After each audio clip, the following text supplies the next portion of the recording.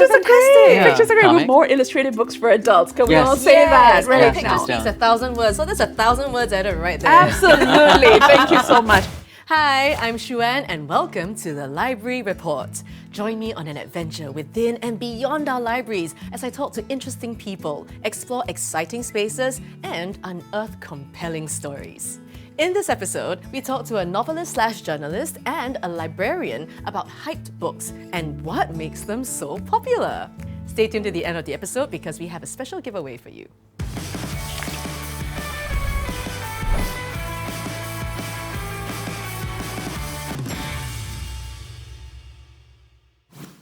So you've seen the craze around Harry Potter, A Song of Ice and Fire, and most recently, Bridgerton. But what makes people go crazy about these books? Today, I have with me a novelist/journalist and a librarian to talk about the enthusiasm around these books and do they live up to the hype? Hi, I'm Akshita, the novelist/journalist. Hi, I'm Alex. I'm an Associate Librarian with the National Library Board. Okay, so both of you love books, right? Obsessed. Obsessed. Okay, I'm very curious. When I say this next phrase, I want to know how you feel, okay? Hyped books, Trending viral hashtags. okay? I'll be the judge of that. Oh, I like this. Okay, so why, when you say I'll be the judge of that, where does that come from?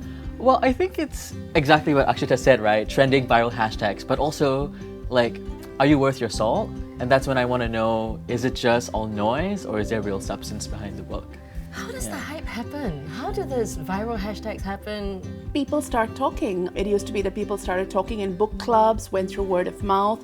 Nowadays, you've got TikTok, BookTube. People can just go onto social media and the internet and say, hey, I love this book, I love this story, this is what I loved about it, other people should read about it. And of course, the main source for hype nowadays tends to be big production houses picking up on books, many of which have been published like 50 odd years ago, and suddenly recreating them for an entirely different generation. Lord of the Rings. Rings of Power. I mean, it was written in the sort of post-war period. It was written for a generation in the West reeling from the impact of a world war. And now we're seeing it recreated for our current generation, and we can talk more about it. How about some hyped books in the local context? In my opinion and in my experience, most of the hype books in local context are for younger readers. So we've got like the Diary of Amos Lee series, we've got the Sherlock Sam series, cute little mysteries. And Alex, I think you were talking about a hype book for adults though. Yeah, I think you cannot escape the book Crazy Rich Asians. Of course. I have to say it, right? Yes. Which I actually read, which I actually found surprisingly enjoyable. Yeah. It was, you know, it's a kind of pulpy book where you just go in with no expectations, and it is basically, you're going in for the story, you're going in for a romance, you're going in for sort of Tatler style write-ups, right? It's not adjectives, it's like the adjectives are brands. Like it's not just shoes, it's Roger BVA shoes, and that will be in written dialogue and in everything. That's and true. I think the hype then obviously was the movie, right? And if people who read the books, who may not have read the books, went to read the books when they found out there was going to be a movie, and the fun part was sort of speculating who locally would get cast. Yeah. Who's going to be like Kitty Pong, you know, Yeah, for yeah, instance. yeah. So that is one book that definitely has been hyped locally, and also has made Singapore very hyped overseas, for better or worse. Yeah. True. Yeah, because also after the movie came out, then a lot of people went to read the second and the third books. Exactly, Right? exactly. So how has the way hype has been generated over the years changed? What used to happen in the past is that publishers would have sales conferences. They knew that they had these books coming out within the next 6 months to a year or even 2 years.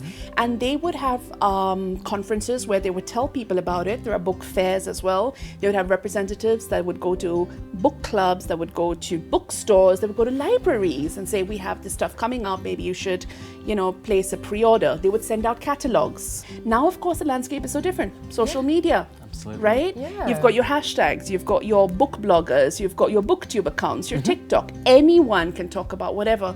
And I think the main thing, though, that sells books nowadays is adaptation rights, film rights, movie rights, even comicalization. Do you think that it's worth hyping up something in a way that may not necessarily be what it is in order to get the eyeballs? This is a really difficult question. So, if you if you want people to read, right? If you want people to read a book, sometimes you want kids, for example, to read a book or to graduate from reading chapter books to reading books without pictures. I don't know why books with pictures are so much fun. Yeah, pictures are Pictures fantastic. are great. Yeah. Pictures are great. With Comics, more illustrated books for adults. Can we Yes. all say that right and now? pictures speaks 1,000 words. So there's 1,000 words added right there. Absolutely. Thank you so much. So if you want people to read a book, then I think in this world, anything is fair game for marketing, right? So you might push the romance and journey of discovery bit of Dune in the movie rather than the book being all about exploitation and colonization, right? And being worthy stewards of your environment, because that doesn't sell as much. It may sell a bit more now. Yeah. But I also think there's a personal issue as an author when somebody picks up a book and they think that it's marketed in a certain way, so it's going to be about this topic, and it isn't. That may either come as a discovery, a joyous discovery, or it may engender a deep betrayal. Yes, correct. Exactly. correct. And I think what you see a lot in the industry is this thing called comparative titles. So this happens right from the moment you have an author with a Word document wanting to kind of sell a manuscript. So then they have to kind of frame it as what some titles published in the last 5 years that my book resembles. And this goes all the way up to the bookshop as well, right? It's like fans of Bridgerton will also like this, or this is Devil Wears Prada meets Ocean's 11. So, you know, you're trying to kind of predict your readership, and you're also trying to offer your reader that similar experiences which they will enjoy, and the goal is obviously to get the book in their hands. And this can be good and bad, right? Because on the one hand, you're recommending titles that people may not come across, but then there's also the case where it might be unmet expectations. People think like, oh, I'm gonna get this another incredible sort of like Lord of the Rings kind of esque book, but then it's not really the same thing. So then there may be a bit of disappointment there. When it comes to also this case of or genres as well, right? Where books end up. Right. There's this wonderful and very, very hyped book called She Who Became the Sun by Shelley Parker Chan. That's a kind of fantasy book, historical fantasy book that was about the revisionist history of the Hongwu Emperor in China. Okay. Now in the UK, that was actually marketed as a historical fiction like Hilary Mantel, etc. Whereas in the US, it was actually marketed as a fantasy book. And this is really based on the publisher's understanding of the different markets, the kinds of readership, and who will come to these kinds of books. And so it can be very different in different countries. So specific and Yeah. so interesting. So social media has blown up in a really huge way. Book Talk has changed the game, right? Absolutely. How does it contribute towards the hype of a book? So, as you said, right, Book Talk has just blown up. It's really driving sales. And I think the crux of what it is, I mean, it's always been word of mouth, but Book Talk has supercharged this word of mouth, right? Because here you have, instead of just reading a Goodreads review, I have someone on camera gushing like, oh my God, like this book just ended me.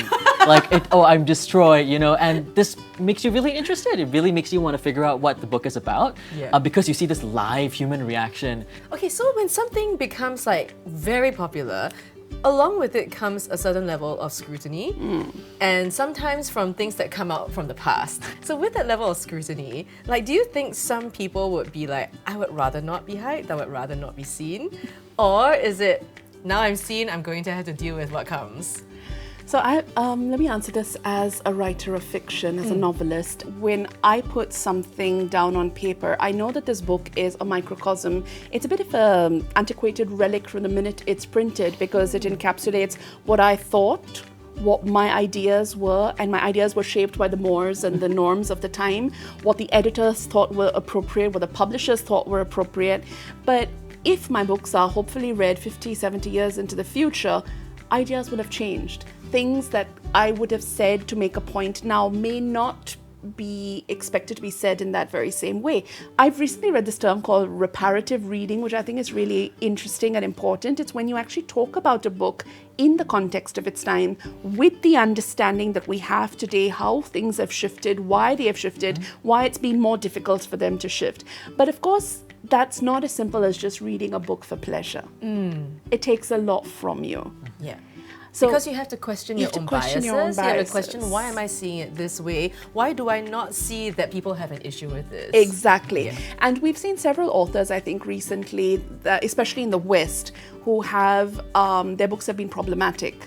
and people have called them out for it. It hasn't stopped those books from being sold. No. Often they do very well. Often Even they do very better well. after that, right? Yeah, controversy makes books sell. Exactly. Yeah. Publicity is publicity. Yeah. I think also now we have so many authors that are online. Are you online, Akshita?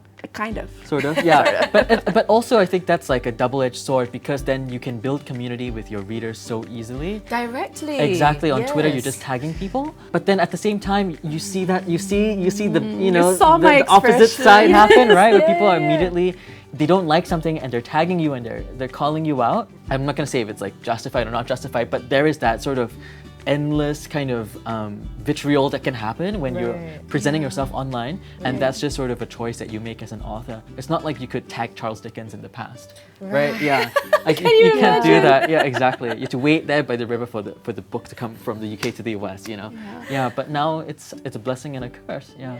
All the books we talked about were fictional books. Does hype apply to non-fiction books? I think a lot of people forget that Marie Kondo started out as a book phenomenon. Okay, I did not know that. I thought it was just, wow, this is a great series.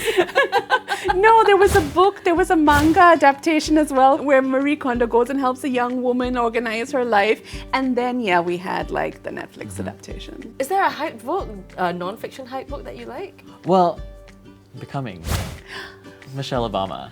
Oh, Yeah, I mean that's. I think yes. when it comes to memoirs, I think when it comes to famous people, it's already going to be hype before it even comes out. You know it's going to be hype. When you have that kind of privileged access into someone's life, and you feel like you're getting to know them growing up, and they're sharing all these like wonderful stories that you didn't know before, that's nonfiction. That's nonfiction hype that also applies to fiction hype. Yeah. Yeah. Thank you, Akshita, and thank you, Alex, for joining us here today. It was so much fun. Loved it. Pleasure. And thank you all for joining us. Now, we actually have a $30 Kinokuniya voucher to give away. All you need to do is tell us an underrated book that you think deserves more hype and why. Leave us a comment down below. And of course, if you like the video, please Hit that like button.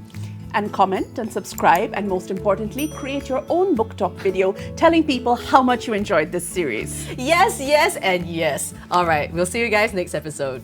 Bye.